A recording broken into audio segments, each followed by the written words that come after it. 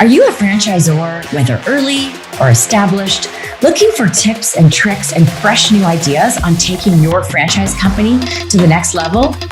I'm Angela Cote, and I call myself a franchise growth catalyst. I use my experience having grown up in the world of franchising, spending many years on the franchisor side of the franchise relationship, lots of time out in the field supporting franchisees, and then 18 years myself as a multi-unit franchisee. I'm super passionate about creating transformational impact to help franchise companies grow. If you are looking for ideas, we talk about anything from franchisee recruitment, how to find the best franchisees that are going to be the top performers in your brand, to how to support them to really optimize their output. We are more than open to hearing ideas and questions and suggestions. So reach out to me at angela@angelacote.com. Alrighty, let's get started with the Franchise Growth Catalyst podcast. Hello, Angela Cote here, back with another episode of the Franchise Growth Catalyst podcast, the podcast where franchisors can find unconventional yet practical advice on how to improve franchisee profitability, create exponential growth, and, of course, make franchising fun. Now, for today's episode, what I'd like to do is share with you a little bit of a story of a journey that I went through in the interest of trying to help you overcome any roadblocks you're having about something that you're trying to do. And I thought it was timely as we head into the new year, into 2021, to be really thinking about something that you've been trying to do, but that you've been putting off. So I'm not so much talking about a resolution, but rather something in your business that you know would be a good thing to do, and you've just sort of had some analysis paralysis, or you just can't really figure out how to do it. And I'm really hoping that by the end of this podcast episode, you're going to feel inspired to do that thing and figure out how to do it and feel like you actually can accomplish it. So you're not going to have those roadblocks. So stay with me, and here we go. I'm going to tell you a story about when I first started calling myself a franchise consultant. And it was back about 5 years ago when I was trying to figure out what to do next and had stumbled across this idea of helping franchisors. I was networking my local business community, and people were saying, "Hey, would you mind going for a coffee? Because I'm trying to figure out if I should franchise my business, and you must know something about franchising." At this time, I was trying to get away from the things that I'd done my whole life, which were in the world of franchising and retail with the family business, retail frozen food, and thinking that it might be fun to do something maybe in the tech industry, maybe help people that are trying to launch their tech businesses with the, types of things that I learned over the years about business. But somehow it just kept coming back at me that people were looking for help with how to franchise or how to fix the problems they'd made along the way with franchising. So it became a thing. And early on in this journey, after I'd created a website and had one created and a business logo and a business card and all that, I was hearing about the importance of blogging and e-newsletters and getting your content out there. And I thought it made a lot of sense. So I started trying to write articles. And when I wrote these articles, as I was calling them, or blog posts, I would think of it like, okay, I've got to do something really unique and original and innovative so that people will actually pay attention, because everything else has already been done. When I would research things that I already knew, that I thought, well, I could write about this, and I'd look it up and I'd find 3 articles on that topic or 10 articles or whatever else I could find. And I'd think, oh, well, nobody's going to want to go to mine because they're not going to know who I am. And so I was roadblocked because I thought I had to come up with something really creative and different.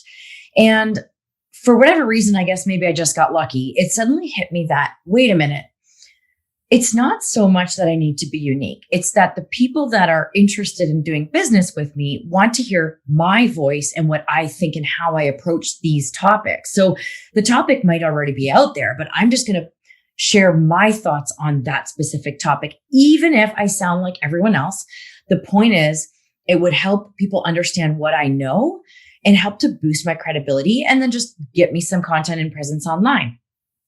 So that was how I wrapped my head around kind of the idea of like thinking that I needed to really be innovative. So my number one original roadblock was thinking that I didn't have content that was unique enough and that it wasn't going to stand out amongst the noise. So once I wrapped my head around, okay, so don't overthink what you're going to write about. Just, what are the topics that I know that I can share with my potential audience? So I committed to let's do this. And I wanted to try to do an article every week that would go in an e-newsletter and then on my website as well once it was launched on the e-newsletter. And I wrote a couple of articles and I was like, boy, this takes a lot of time. And I realized that it was really hard for me to kind of put aside the day-to-day activities to stop and write my thoughts out in a creative way. And a lot of people that do writing know that, sometimes you need to be in that right headspace. So to just sort of schedule it into my day didn't feel natural and didn't feel like it flowed with what I was doing. So I found myself roadblocked once again. And so from there, I was thinking how can I make this easier? I'm all about simplifying things and being practical about approaches to things. And it hit me that, maybe I don't, and I think it was actually a business coach that helped me with this. So I actually shouldn't even take the credit for it. It wasn't so much that it hit me, but rather got this insight from a business coach that said, why are you trying to write a whole big article? Why not just share a tip each week? One tip. I was like, oh my gosh, I can do that. That's way easier. So I called it my exponential growth tip. And I started doing it where I would just say what's one way that you can inspire and motivate your franchisees? Or what's one trick or tip to finding franchisees? Or how can we know if a franchisee is a fit? Or whatever these topics are. So I started doing it. And even then, once again, third time, I found myself a little bit roadblocked. And for me, writing is okay. I'm not bad at it, but it does take a little bit more effort. And it hit me that, I'm pretty comfortable talking and I'm pretty comfortable in front of the camera. And I know that might not be the case for everybody, but the point is for me, I knew that was something that I would be more comfortable with. So I thought, instead of trying to get this perfectly written and feel like I've got to think about this a whole lot, what if I were to just jump on a video using my phone and share the tip as just a verbal video tip? So sure enough, that is how I started doing my videos. And I was doing it at a time when I'm not saying I was certainly not a pioneer, that's for sure. But definitely if you look back at my LinkedIn and any of my social media, you'll see that I was doing these videos, making these videos 3-4 years ago. And it was at a time when it was a little bit less common. And so the things that helped me, just to review, get to that point were when I hit those roadblocks were really overall the messages to stop overthinking that, it's got to be a certain way. You never know. And then to realize that people wanted to hear my voice if they were going to look at potentially working with me. And then to make it work for me. So for me, it was easier to go in front of the video. For you, it might be the other way around, and you might prefer a podcast, or you might prefer writing. You might actually prefer doing it as a blog or a little exponential growth tip of your own sort. But finding that thing that you're like, yeah, I can do that. Stick to that thing, because that's the thing that you're actually going to do. Now, the other piece of this that kind of comes out in all of this is that we've really got to stop trying to get it perfect. Because as I always say, doing something is better than nothing. And, when I look back at the videos I was making then, and even now, and even this podcast that I'm recording, I am just sharing from the heart right now because I'm super passionate about this.